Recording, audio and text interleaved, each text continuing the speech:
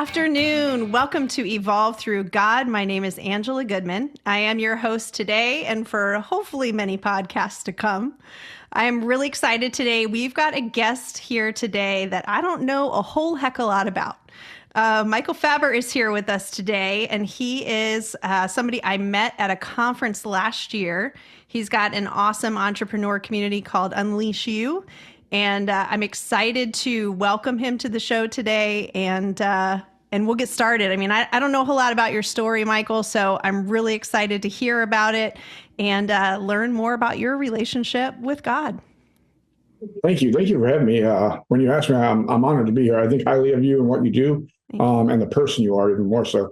From the little I do know and the interactions we've had, and from what I've seen stalking you on Facebook, it's your heart is definitely created to serve and impact and pour love on people, and that's huge in the world today.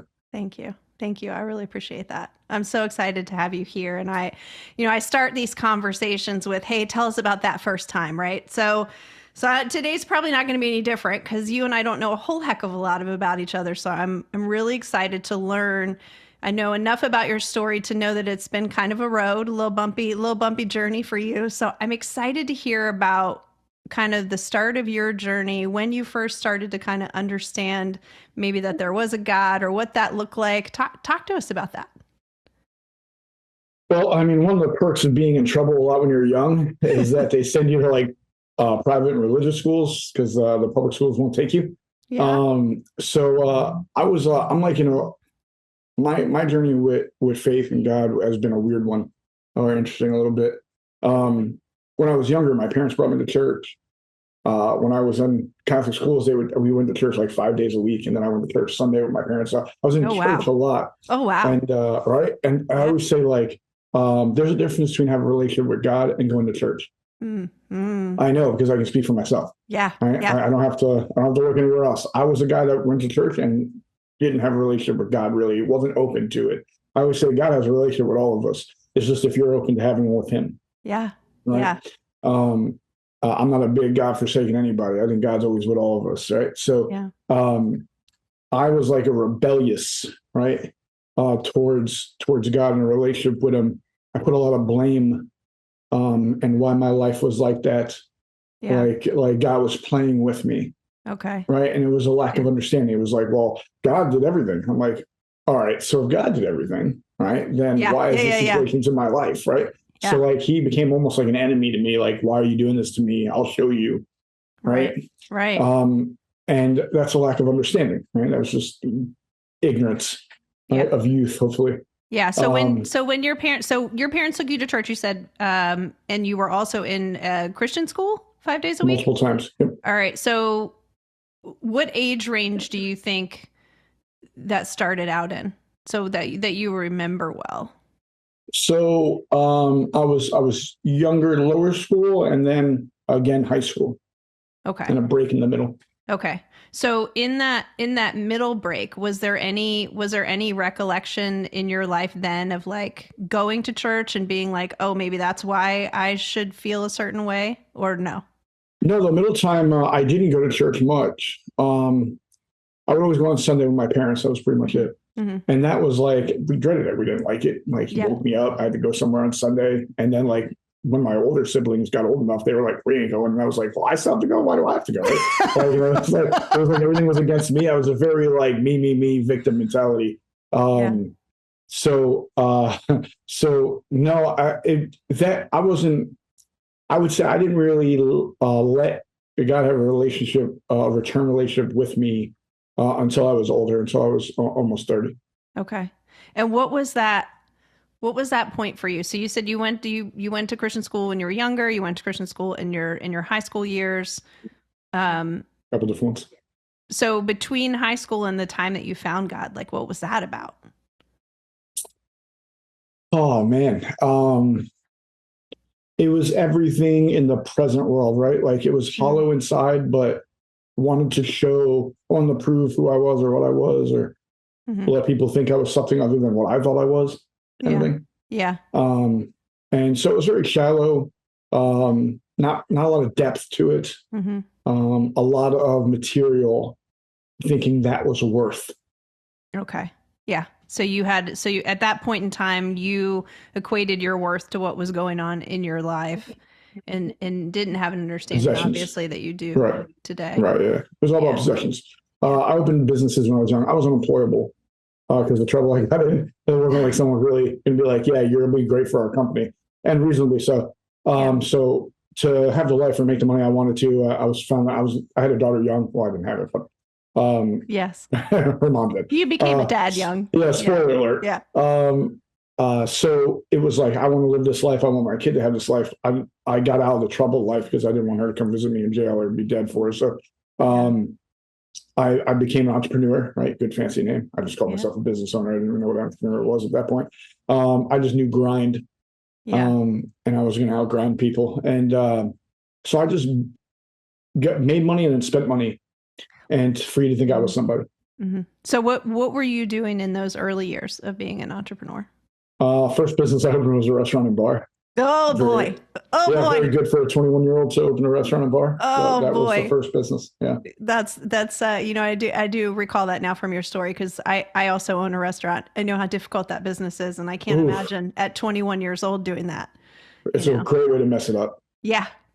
Yeah, I could totally see that. I could totally see that. So you're living this owner of a restaurant and bar, and you're in Delaware, correct? No, so at that that's time, where I was then. Yep. Okay. Yep. So you're in Delaware. You own a restaurant and bar. You're 21 years old. I got to imagine you're having a good time as the owner of a bar at 21. Right. Kind of. You know what's funny? Now you'll see me with a bourbon or a whiskey, but I didn't drink from 20 to 30, really. Yeah.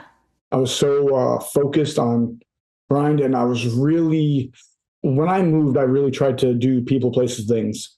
Okay. Right. Like, so I stayed away from certain scenes because I was really into those scenes before. So I didn't want to fall back into any traps. So like, I was like straight-laced Mike for a good little while there, for a good, like 8 years. Yeah. Straight-laced Mike. Didn't do a single thing of like that. I mean, I still had brass knuckles in my pocket, but not like that. Yeah. So you mentioned a few minutes ago that around the age of 30 was when you really started to did God find you or did you find him? That was always there. So I finally just opened my eyes to it. Okay. Right. I think how I would say our conversation, I think God's always talking to you. Mm-hmm. I think we can choose not to hear or listen. Mm-hmm. Right. Mm-hmm. And I don't think God just stops. I think he gets louder and louder and he tries to show you different things to be like, yo, like, I want your attention here. If this doesn't happen, at some point we're lost. Right. And I think that's only when it's too far gone, is when we're gone, to be lost, to have a relationship while here with God. I said he did it once when I was young and I didn't even notice. I didn't put it together until I was older. Like when I decided to get out of being in the life I was in, I beat a court case where I was facing 20 plus years. I got shot at and found out I was going to be a dad. Right. And that all happened in like the same week. Wow. Right? And now I'd say that was God like screaming. Oh yeah. Change your life. Ooh, I'm getting chills. Are you telling me that? That's yes. Absolutely. He did that for you. Right. He did that for you. It was like, pay attention before it's too late. And then again, when I was later, I think I was like 29. Again, it was me ignoring until the screaming was there. And then it was like, hold on now. There's this consistent flow of me getting to the worst point, or our rock bottoms is ever where we get to pick. But the point where I knew, where you could tell it was bad. And for me to pay attention, and I'm like, why is this happening? Or why am I getting my attention right before it's too lost? Right. And that started then I like lost my mind for a little bit and went all over the U.S. a little bit, and then figured things out a little better. And that was the time that you found out you were going to be a dad. No, that was that was later. God. Yeah, that was later. Okay, so that was the end of your 20s. That was the end of your 20s. 2011. So you said, okay, so in 2011, then you said something about rock bottom, and if you can choose to share or not share, but what was that moment for you? What was that rock bottom for you that you were? That moment was like a good month, a good like 5 months, 6 month run. Yeah. I lost one of my dear friends, Matt Carter. He was one of our best friends in the area. He was part of our crew. We lost him to suicide in 2011. Oh, wow. that really shook me. I lost my brother in the early 90s to suicide too. He's one of the 22-year that served the country, that took his own life. Wow. Everyone, like all the males in my family served. I always say my brother served and my dad served the country, and I served time, but we all served. Little different, but I don't have a value or part of mine. They served so that you could do yours, but now you've learned, right? Now we serve when they come back with the foundation we have named to honor my brother. But so when I was young, like I didn't understand hurt, right? Because men, we weren't hurt, right? The men in my family, they got angry. So I said, oh, that's who I am. I'm angry. And I spent from 12 to 20 angry, just mad at the world, mad at everybody, and I want everybody to feel my pain. So I didn't know how to express it. Yeah. Right? When I found out I was going to be a dad, I didn't address any of that. I ignored it. Right? I ignored my pops died when I was like 18, 19, so I was a teenager. My pops died. My brother died when I was 12. I dared a buddy of mine to steal a car, and he died in the accident after he stole the car. Gosh. Right? So I have like a lot of guilt and hurt, and I'm just packing it down because I have to go be dad. Yeah. Right? So he's like the avoidance of it, never dealing with it. Right. But when Matt died, like that, and then all those other things come up. Yeah. And it's like, I'm left with this.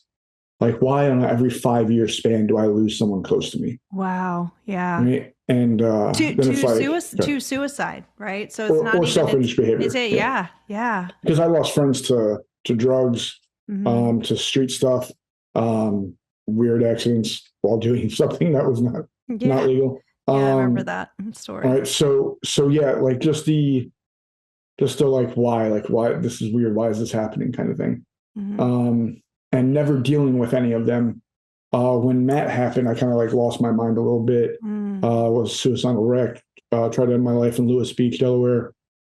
Spoiler alert. Thank goodness you failed. Yeah. Right, thank goodness you failed. Thank God I screw up a lot of things. Yeah. That including.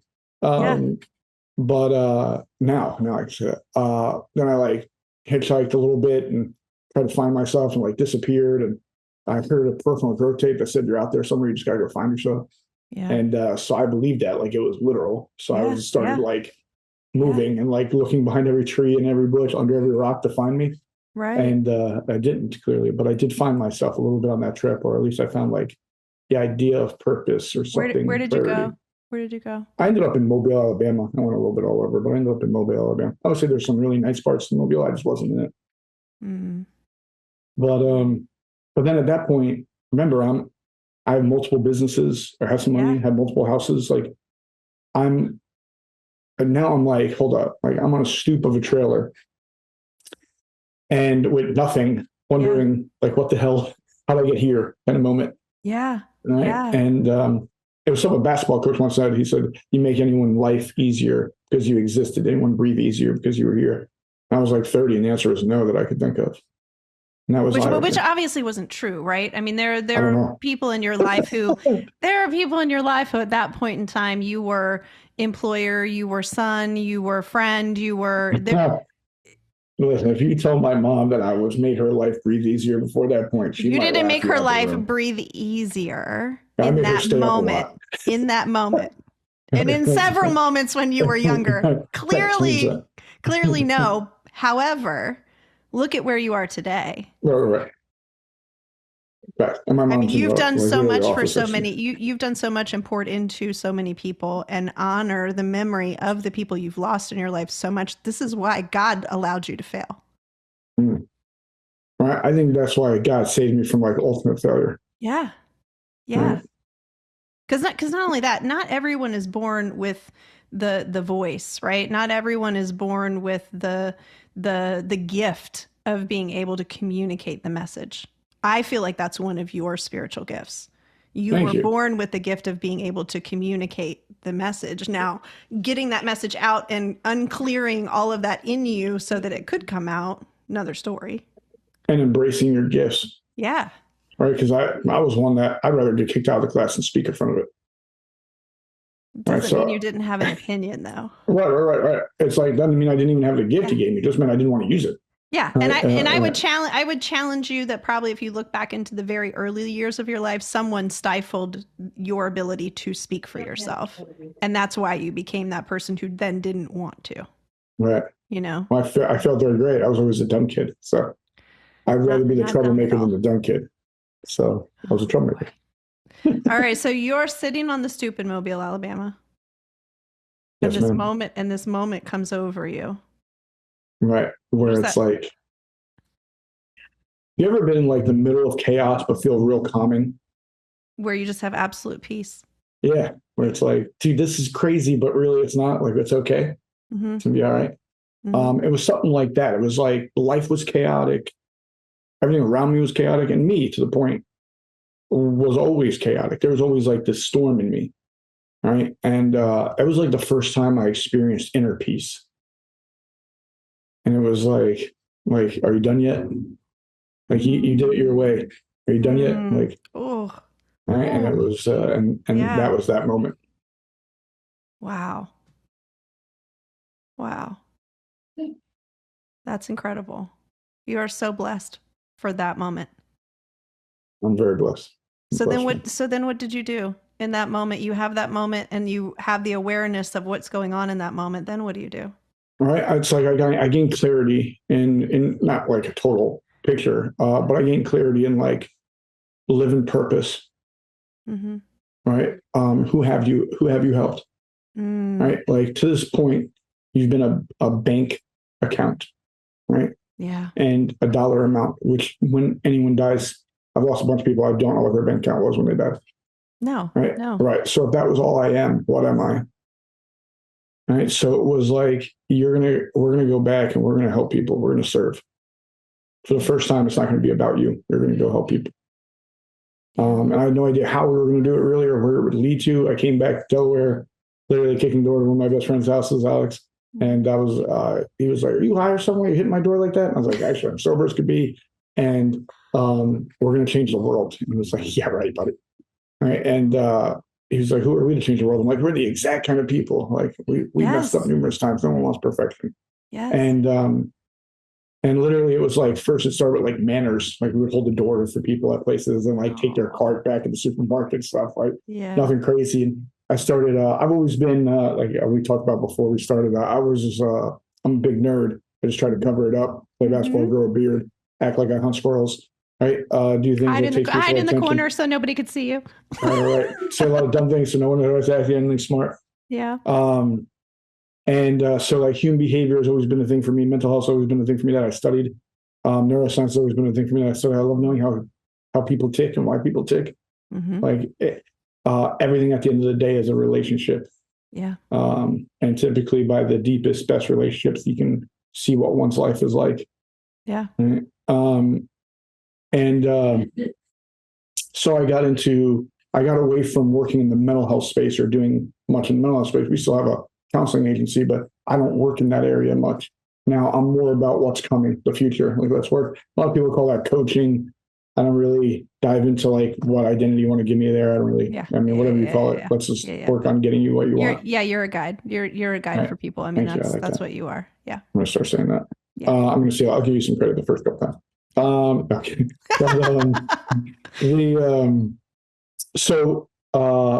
I go and like do all these trainings. I get all these certifications. Really don't care. I just want to learn, get it. And I'm like, "Alex, I know what we're going to do.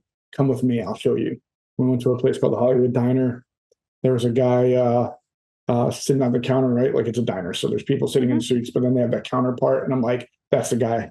And I walk up to him like, "Hi, my name is Michael Fabber. I'm going to solve your biggest problem. Just tell me what it is." And no lie, guy mid-bite looks at me, looks like a big trailer guy, like a 16-wheeler or 18-wheeler, flannel, trucker hat down, does not look happy, right? Yeah. He looks at me, he's like, "Mid-bite, you." Right? And I said, "Thank you, sir. You have a great day. I solved one." And I walk away. I look at my buddy and I say, "One down. We solved one man's problem." Right? But that's literally how it started, and now we're here. But I love that. That's how it started. Yeah. God set you on a path to serve from that moment where you finally had awakeness. He said, "Okay, you're awake now. Now we get to take all of the things you have lived through and make sure no one else lives through them. that you come in contact with. Right. Or they know they're not alone. Yeah. Right. Others can understand. Others can relate. Others can connect to you. Well, what I love most about the work that you do, and I love about what you said just a few minutes ago, is that you are looking for those people that are in the worst spot, right? And right, most of Jesus's work, that's what it was about. Right. Let me go find the people in society that have struggled and hurt the most and done the worst, right? Because they don't have that in their hearts, but that their environment, that's what they were created to be. Right. So I love that. Yeah, that's more a personal side of me. I try to do that. Unleash Now, well, we try to serve those that are serving those. Yeah. Right. So then we can greater impact. Yeah. All right. When I was younger in the game, man, it was like, my name needs to be in the lights. You know, the ego is there. Oh, yeah. All right. So Michael Fabber taking center stage. We used to do events where I would speak like 8 hours straight. Like, who the hell? Oh my gosh. To hear me talk for 8 hours straight. Oh my gosh. Right? Miserable. Originally, when we first started this, it was called CMF, Coach Mike Fabber. So I followed, I modeled all the people I saw doing it, like Tony Robinson Associates, John Maxwell team, right? Eric Thomas and Associates, right? Like, so I just did what they did. And I was like, this kind of sucks, right? Like, I started getting this thing where they were like, and almost believing the hype where you're above something. And I was like, dude, this is going back to me having the nice car, the nice house to try to impress somebody and make someone believe something. Yeah. So I literally tried to quit our own thing in 2017. And that's when we switched to Unleash Now, because I did not want it to be about me. Yeah. It has to be about the people. Yeah. So now, rather than Michael Fabber talk for that line, Michael Fabber barely talks. And there's a whole bunch of other voices, because I'm not meant to reach everyone. Well, did God show up and kind of tell you that too? Like, do you feel like you got a download on that? Mm-hmm. Yeah. Yeah. And even then I rejected it to a degree, right? I fought it till it was like where me was miserable. All right. And then it was like, all right, why is something I care about so much and love becoming miserable? Yeah. It's not the thing. It's how I'm operating the thing. Yeah. All right. And that's when I became where I was open to understanding what the message was. Mm-hmm. So you find God in your 30s. You set out on this mission to help people regardless of who they are. Mm-hmm. What is your practice like then? Do you have, at that point in time, do you have any kind of practice where you're in relationship with God on a daily basis? Like, are you learning more about any of it? What are you doing in that time frame? So it's funny, during the time frame where I was like absent from it, I actually learned about like every religion under the sun. Mm. So I mess with people and I'm like, yeah, me and Loki have a great relationship, right? Because that's like Norse. And I'm like a weird, I don't know. For me, I feel like I'm a weird God person, right? Because I always talk about, like, I don't care what you call it. Yeah. Like, you can call it source, universe, tree, dirt. Yeah. To me, it's all the same. There is one creator. Yeah. To me, it's all the same, because to me, that's God, right? Like, you can call it anything you want, and I'm okay with that as long as we both know what it is. Cool, right? Like, your nickname for them is fine. It's like your nickname to your lover. It's yours. I don't care what you call them. Mm-hmm. Right. So I don't really get into those kind of like those debates and fights and stuff. And like you have to call it this to be this. And I'm like, all right, no. Me, it's like when you find that thing, that's such a heart thing. Yeah. And the more you're open to it, like, you don't even have to go looking for it. Right. Like, we're to the point now where this is like an everyday, every moment, right? I don't have to look for it now, because I'm open to it all the time. Yeah. So whenever the conversation is always going now. Yeah. Right. It's like when you reach out and you're like, we're talking and you're like, I have this podcast. If you're open to it, I'm like, and immediately it's like, yes, do this. Yeah. Right. Yeah. So I don't typically, it's not all the time. It's not perfect, right? I'm not. Right. So typically it's happening in real time. Right now, sometimes, I'm human. So sometimes I have to check my ego. Uh-huh. Right. I can't be above check. Right. I have to check my ego. I have to check my intention. I have to make sure I'm going from heart and soul, not from head. Right. Your heart and soul normally will align with purpose and fulfillment. Mm-hmm. Right. And not with the other things that try to trap our attention. Right. So, and sometimes I still have that little Michael Fabber-ish in me. It's Lord forbid you'd be human. Right. Yeah. I mean, no grace here. So the only times where I'm like, if I feel like I'm blocking it, I'm like, I'm blocking this, like, let's work through this block. Right. And then actively, before I speak, like even before I came on here, I make sure me, myself, and knows, right now I'm being a vessel. Yeah. Right. It's not Michael Fabber's time to shine. It's whatever the Lord wants to send through me right now. I'm a messenger. Yeah. All right. And it's like anytime I speak, I literally sit behind the stage and I'm like, let me just be your messenger right now. Whatever this audience needs to hear, let this come out of me that you need them to hear. Let it not be about me. Well, no joke. I mean, that's your name, right? Yeah, the real MFer. You and me both. You and me both. Yeah. So when you have those downloads, when you have those moments, what does that feel like for you? Because not everybody understands, people who might be listening to this that are kind of like coming into their faith and their relationship with God. Not everybody understands what that feels like. So what does that feel like to you? How do you know that you're in communication and you're getting those downloads? It really, this might sound like egotistical. It's dependable. It depends, right? There's times where it's like, wow, that's like ultimate clarity. Thank you. Right. And there are times where it's like, come on, that's not it. Like, don't say that. That's just my head, right? Like, that's not really the message. Oh, like, man, but I love that. I love that because I have a good friend of mine who routinely has communication with God and argues with God over exactly that. It's like, no, bro, why are you telling me to do that? Come on. Like, I don't want to do this. Right? Like, all right. Okay. This podcast is an example of that. I'll just tell you that. It was put on me and I was like, no, I don't want to have a podcast. I don't have time for that. And then I said to myself, what am I doing? I'm literally telling God no. Right. That always ends well. Yeah, it doesn't end well at all. I've tried, I like you have tried to control those periods of time in my life and it never ends well. Yes, ma'am. Yeah. That's so cool. So as you're moving on in life, you get past this period where you kind of start having more of a relationship with God in your life and you recognize that and you're working and you're helping people and you're building. What does God bring into your life at that time? Once all of this starts?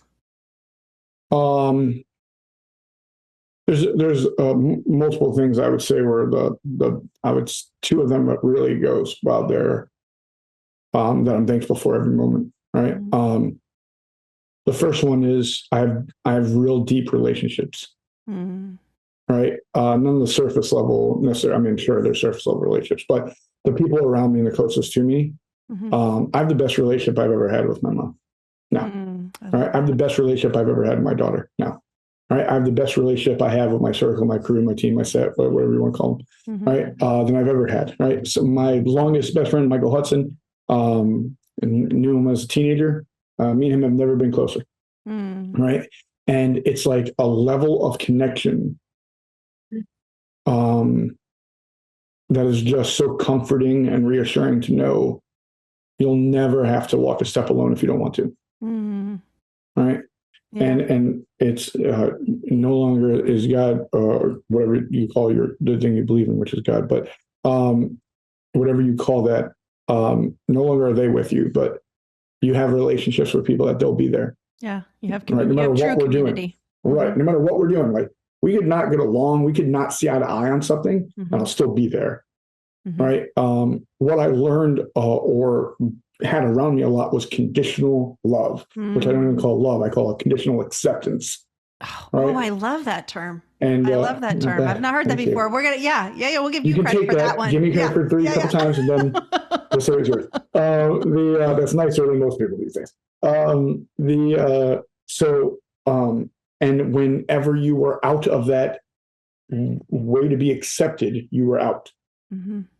Right. And for a long time, that made me nervous to show my whole self out of not being caught in the acceptance category. Yeah. Right. Yeah.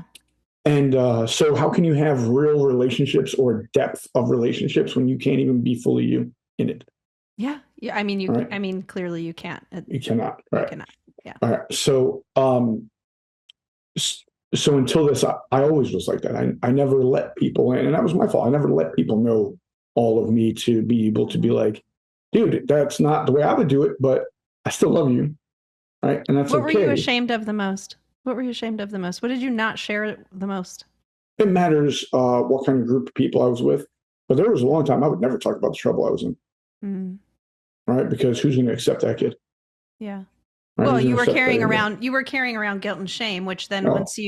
once you accepted your relationship with God, you recognized was not guilt and shame, but a learning experience. Right. Yeah, kind of. Yeah. Yeah. It's still sometimes hard to work through. Guilt and shame is a tough one. Oh, yeah. That weighs Yeah. on the soul. Yeah. But so I would say that's definitely one of them is being able to have those true deep relationships and connection with people and now I'm like aggressive the other way. I'll tell you everything I did wrong in my life first. Mm-hmm. Right. So, and then we're going to separate this real quick. You're either going to be like, whoa, get me away from this dude. And I'll be like, all right, cool. We settled that nice and early. We didn't have to have any fake relationship for it. Or you're going to be like, sweet, man, but tell me about you.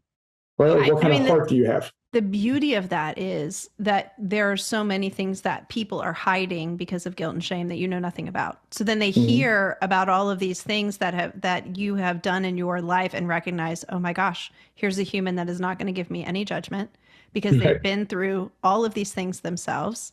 And I'm sure there's plenty of people in your life that you've told your story to who then come up to you and say, oh my gosh, I'm so glad you shared your story because I'm going through X. And it's going to help me get out of it. Right. And I think when you're vulnerable, you give permission for someone else to be. Yes. All right. I think we're all seeking permission sometimes. And when you're like, all right, you're out there, I guess I can be out there too. Right. And or I tell you something weird about me, you're going to tell me something weird about you. Yeah. Right. And it's like gives us permission to be us in that way. Right. And sometimes we're looking for that. Yeah. So that's the number one thing is the relationships I have from it. Yeah. The second thing is, and this is controversial. People don't love this one. We love controversy. Let's go for it. Right? I once heard someone say this, and when I understood it, I was like, they are right. The question was, and at some point you're going to have to decide this in your life.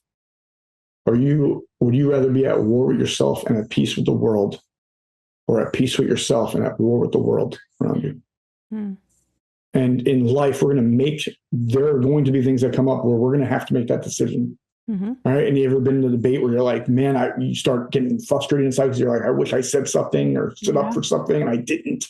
Right. That's the war within we're creating. Yeah. And I work very hard now at being peace within. Yes.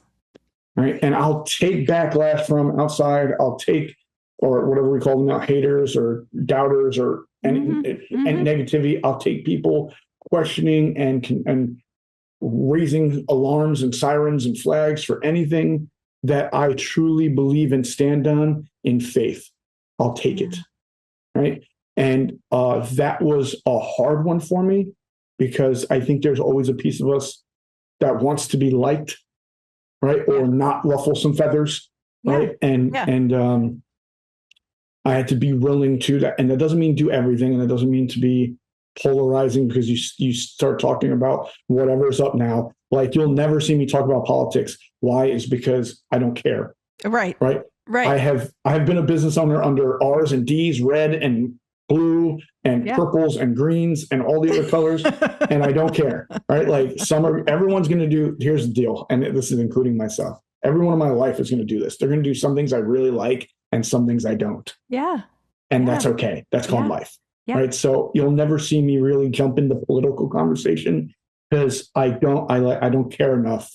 Now, if we're talking about like governor or county and where I am at, like that's huge. Yeah. That's a different story. That you have more impact on. Yeah. Until a president truly impacts my family, my life, the world around me that I know, even the world around me. Right. I'm like, guys, they all do the same thing. Yeah. Right. Like, so I just sit over here and go, cool. All right. Like, sweet. This guy won. Great. Let's celebrate. Like, this guy won. All right, cool. Let's celebrate. And people actually give me slack for that. They're like, oh, we need that. I'm like, guys, there's other things I have to worry about. I can't give that energy. Well, right? So why would I give anyone else it? If all of us poured love into the world immediately around us, guess what would happen? That's all that there would be. That's all that there would be. So if everybody who wants to concern themselves with things that aren't immediately around them would just pour love into the things that are, my God, what a different world we'd have. Thank you. Yeah. All right. And it's crazy you say that, because literally when people say, what are you about? I said, I'm about ending suicide and self-injurious behavior. That's my ultimate goal. Mm-hmm. And how we do that is by raising the energy to love. Yes. The closer we are to that, the less likely we are to do anything that's self-harming. Have you read the book Levels of Energy? Yes. Oh my God, I love that book. So good. So good. It was a great book. And he wrote another one, and I can't think of the name of it right now. Maps of Consciousness. I did not read that one. Was it good? Read that one too. Cool, I'll check it out. Read that one too. Great book. Yeah, it's a good one. Maps of Consciousness.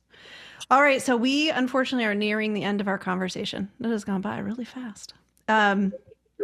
So at the end of every episode, I ask my guests 3 questions. I'm going to ask you these 3 questions. The first one, what have you read or absorbed? So like podcasts, listened to, readings about being a resource for the listeners that have helped you to really know Creator, God, Source, whatever that is for them. Ooh, that's a good one. Well, one, recently, your podcast that I listened to before coming on. You do a great job of welcoming faith, right? And that's huge in this. And I mean like real faith. I don't mean like this went well, thank God. This didn't go well, why God, right? I always laugh when people, like, there's some speakers that hate me because I always laugh and they're like, all you gotta do is believe. And I'm like, oh God, right? And I'm like, please, right? And I'm like, there's a deeper thing. It's like faith is like, you want to know if you have faith when you'll step on faith like you step on the sidewalk. You don't go, man, I really hope this sidewalk will hold me. Yeah. Right. Yeah. I believe this will hold me. You step on that thing like you know it's going to hold you. And you do it when you're angry too. Like bottom line is faith is the whole picture, right? It's the moments where it's like something great happened to you because you had faith in it, and then it's also the moments where you're so angry that you have to let that out because it's not where you thought it was supposed to be. It's the same. Mm-hmm. It's all of it. It's a marathon. Yeah. It's a long race. Yeah. Nipsey Hussle is amazing in a lot of, you might not like his music. His music's a little tough, but his mindset, like his interviews, brilliant. Nipsey Hussle. Okay. Yeah. All right. But what actually brought me, it's going to sound weird, but one of the things that actually made me much more comfortable in the journey of my relationship with my Creator is the chop wood, carry water. And why is because if you think this is going to be instant, it's not. It's a journey. Oh, yeah. There's going to be things you're going to do that you're going to be like, I don't see the result yet, but I still have to do it over and over and over and over. And that book kind of gave me a lot of clarity into stop being like, I said something, what's up? Yeah. And wait and just keep doing wood, the doing. Carry water. Right. And that's a book. Yes, ma'am. I'm going to have to get that. I don't have that one. Yeah. Very good. I love it. All right. So the next question, we didn't really talk much about the Holy Spirit today, although we talked a little bit about what it feels like when you're getting downloads, similar type of idea. When you are having that moment, we talked a little bit about the fact that you feel peace, or sometimes you get upset. Is there like I've had a couple of times today, I've had chills, certain things that you've said. Is there anything like that physically you feel sometimes where like our listeners might be like, oh yeah, that happens to me?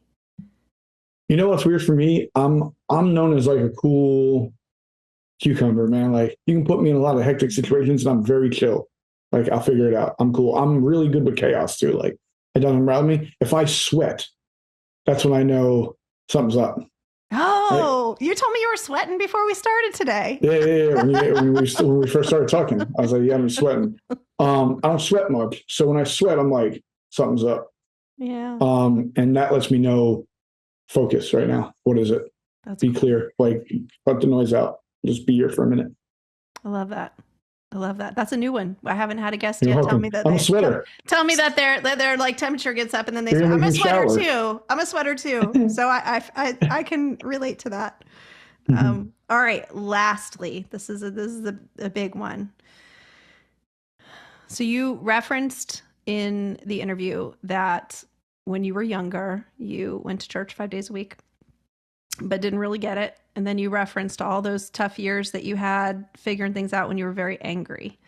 So back in that part of your journey, Michael, knowing what you know now, what would you tell yourself to help you through that? Yeah, I mean, I'd probably start with, you don't have to hide. Like, cut the image. Be real. All right. You don't have to do this alone. Oh, I love that. Right. And then the last one is, don't believe everything you believe. You're not the curse. It's not about you. There's something bigger here. And you're not going to be able to do it alone. So you're going to have to lean on your source for God to be able to get there. I love that. That's so important. So many people walk through this path of life and don't have those pearls of wisdom and are going through really tough things and need those words of wisdom that you would give yourself when you were younger. So thank you for sharing that. Thank you. Great question. That's awesome. Yeah. Man, it's been great to have you. I'm so excited. And I get to see you at the end of March. So Michael's doing a event at the end of March in Nashville, and I get to be there in person. So we will get to see each other face to face in not too distant future. So yes, ma'am. Can't wait about that. Yeah, same here. Is there anything that you'd like to offer our guests that we didn't talk about today before we finish up? Anything. Just know that you never, in my, like I said, my ultimate purpose here is to end suicide and self-injurious behavior, do my part in that battle that we fight. One of the things that lead to that is isolation. Just know you never have to be alone. Literally, and I mean this to my core. I mean this so much, like if you go on my Facebook, my personal cell phone number and my personal email are posted on my profile because I mean it when I say you don't have to go alone. You can call me anytime, text me anytime with anything going on. Know each other or not, like each other or not, I do not care. I'll be there. You don't have to do this thing called life alone, and you're not supposed to.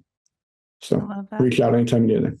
I love that. And we will have all of Michael's contact information on the show notes also, so you'll be able to get up with him as well. Thank you for sharing your beautiful heart with us today and your stories. Thank you, everybody, for listening today to Evolve Through God. Michael was such a powerful guest, and I hope you got something out of our show today. So we will see you next time.